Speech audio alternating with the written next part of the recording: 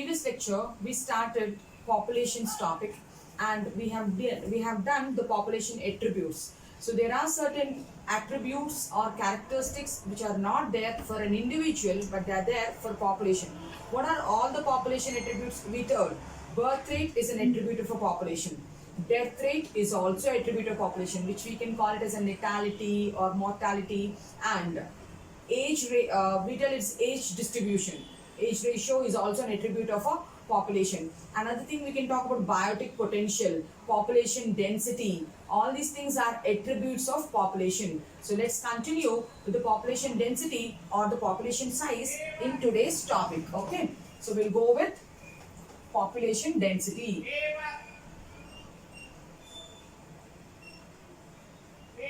We'll go with population density. Population size or population density.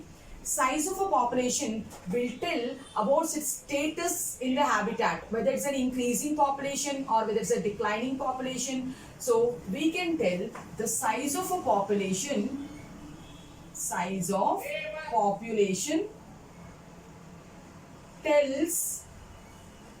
about its status in a habitat. So what are we telling? We are telling the size of a population tells about its status in a habitat, whether the population is increasing population, flourishing population, or whether the declining population. Will come to know about its size. So we can estimate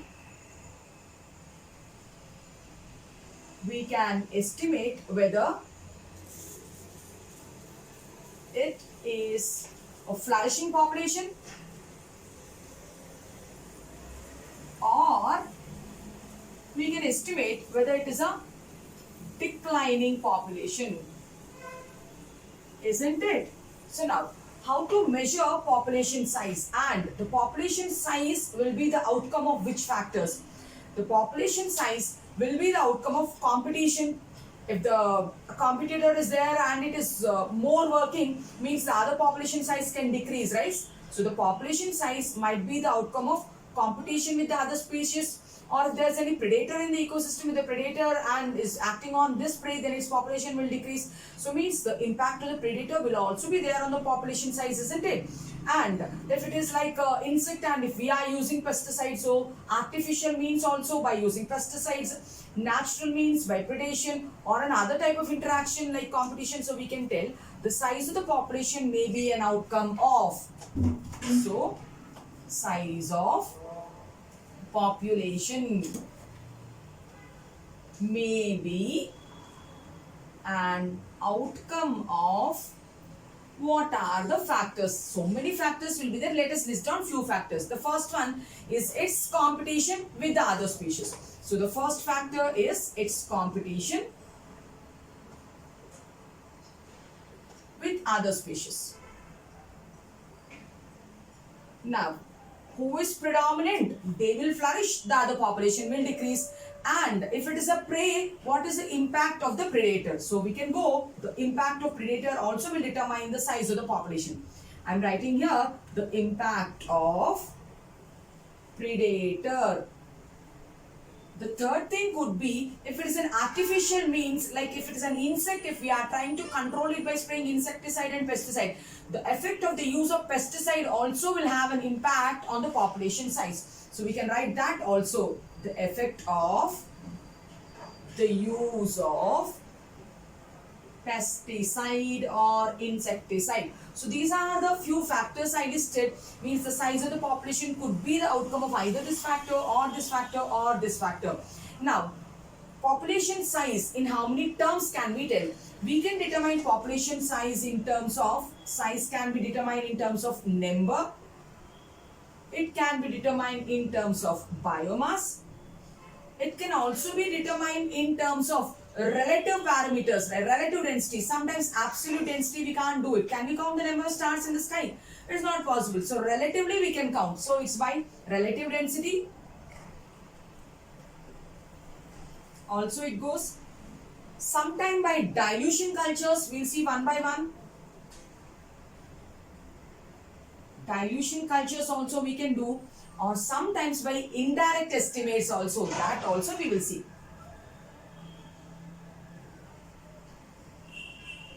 So all these are the methods to decide or to tell the population size. In terms of number you can tell, in terms of biomass you can tell, in terms of the relative densities you can tell. So sometimes dilution cultures we can go, and sometimes we'll do indirect estimate. So if we go with the first one, determining the population density by size. Now we can take an example what is there in the NCERT itself. So sometimes the population can be as low also as high also. So according to the NCERT, they tell that the population size can be as low as 10 Siberian cranes in Bharatpur wetland. So in terms of number we are talking. So for number, what example they have given in NCERT textbook? So the population size can be as low as less than 10 Siberian cranes in Bharatpur wetland. You can take. Okay, so it can be as less as IAN, Siberian cranes in Bharatpur wetland, or it can be as millions. Chlamydomonas, how many chlamydomonas will be there in a pond? You know, it will be in millions. So, or it can be millions of chlamydomonas. If you take a pond, it's a Unicella protist, right? This is a chlamydomonas, pear-shaped structure, having two apical flagella, having cup-shaped chloroplast, having prominent nucleus, and having other mitochondrial structures and all those things. So this is the chlamydomonas. So how many chlamydomonas will be there? So it can be millions of chlamydomonas in a pond. So we can go with this estimate also. Population size technically means it is population density only, that's what we wrote. And population density, most of the times we give it in terms of number. So population size means it is technically population density. And population density, you know, we determine it with an alphabet N. So sometimes it will be better to determine in terms of mass rather than number. We will take an example. Now, if you take a forest, in a forest, if there are 2000 Parthenium plants, they are telling, and there is one banyan tree which is canopying the forest, they are telling. So now, if people doesn't know what is the size of the Parthenium, what's the size of the banyan tree, it gives an underestimate, right? So it's telling is only one banyan tree with 2000 Parthenium. The ecosystem's function of a banyan tree might be underestimated. So in such cases, it is better to give the population size in terms of biomass. Okay, let's write down that example also. So in some cases, population density should be expressed in terms of, it should be expressed in terms of biomass, as number might underestimate the role of the organisms, of other organisms. So to understand what is this, in the NCERT they have given an example. In a forest, if there are 200 Parthenium plants, let us write down the example. In a forest, 2000 carrot grass, it is right, Parthenium plants are there, and there is only one banyan tree, they are telling. Banyan tree canopying many plants. Now for such a case, don't go with number, it will give you an underestimate. It's better to go with biomass. Okay, so we have seen an example.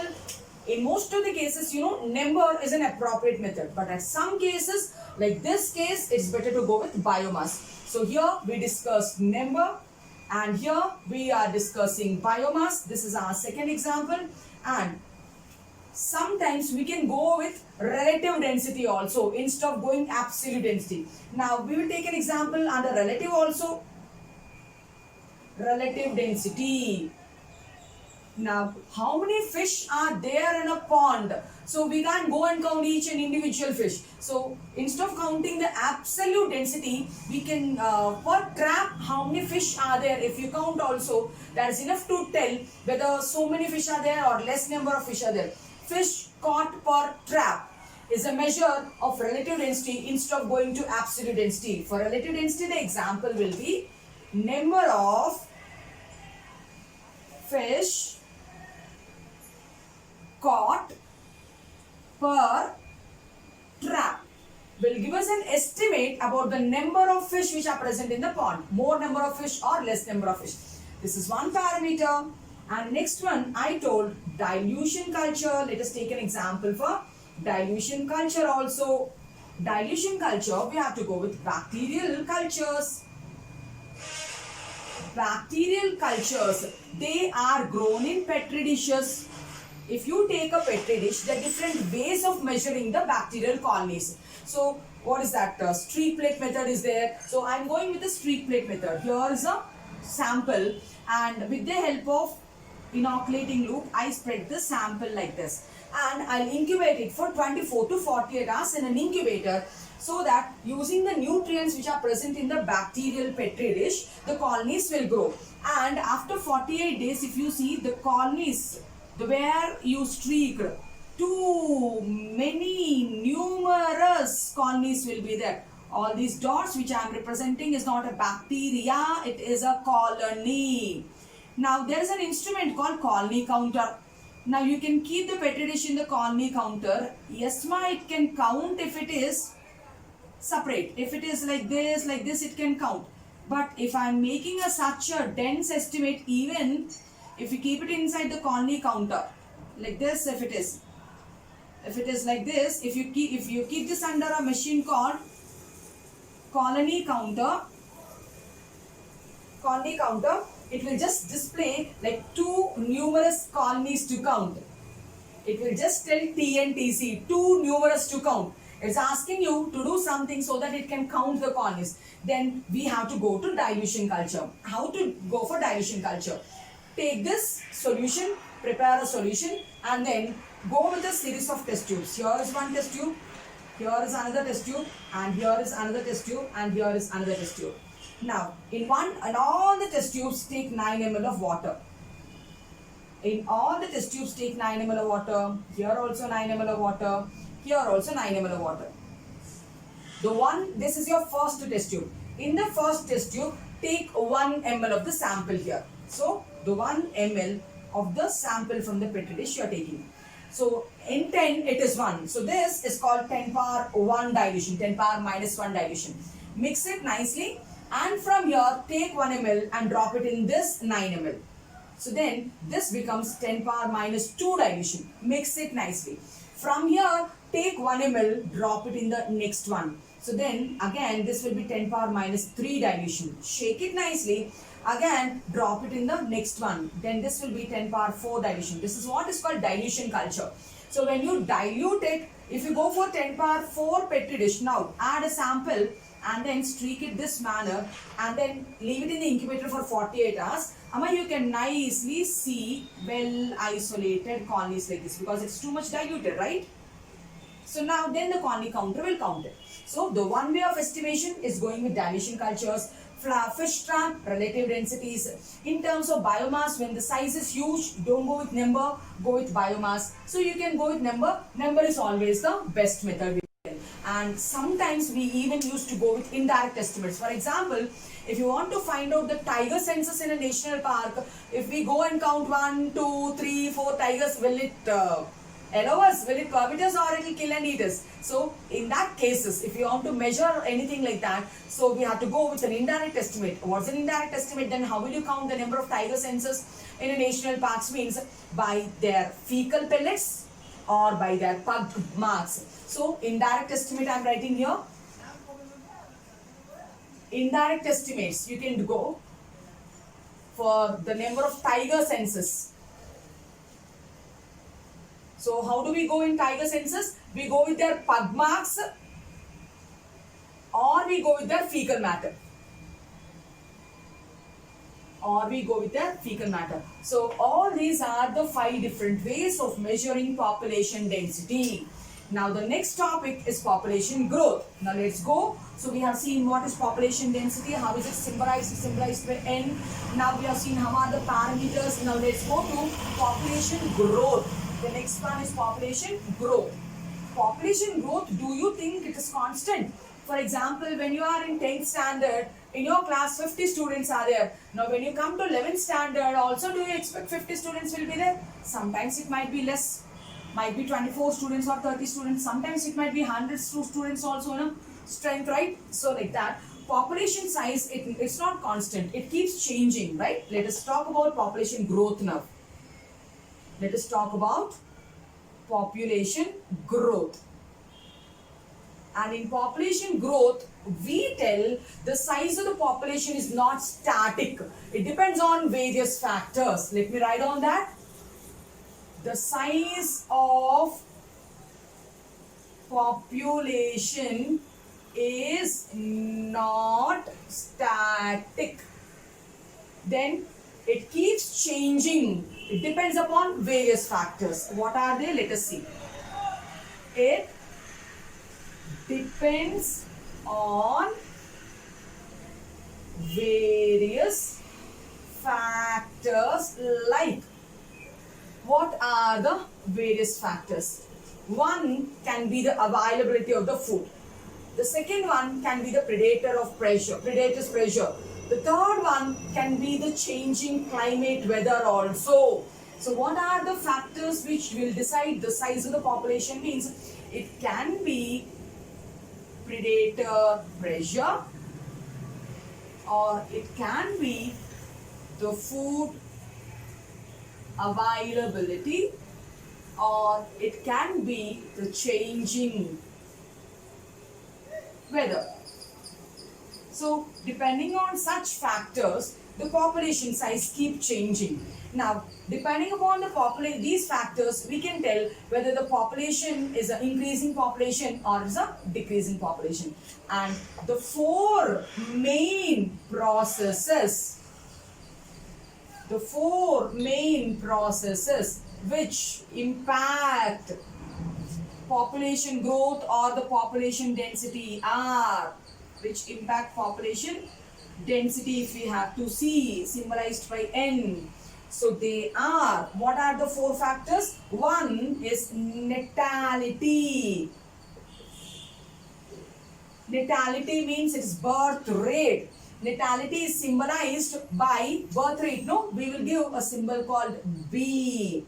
How can you define natality? It refers to the number of births during a given period. It refers to the number of births during a given period in a population. That's what is birth rate. So we will write down, it refers to the number, right? Number of births during a given period.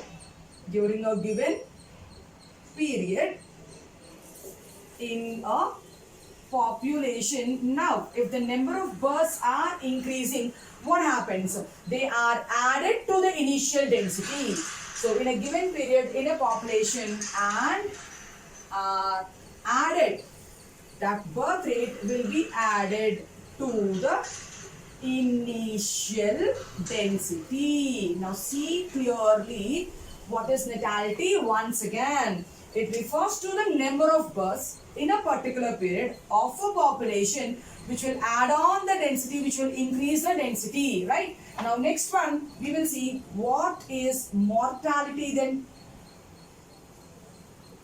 Mortality is nothing but the death rate, so it will be symbolized by D.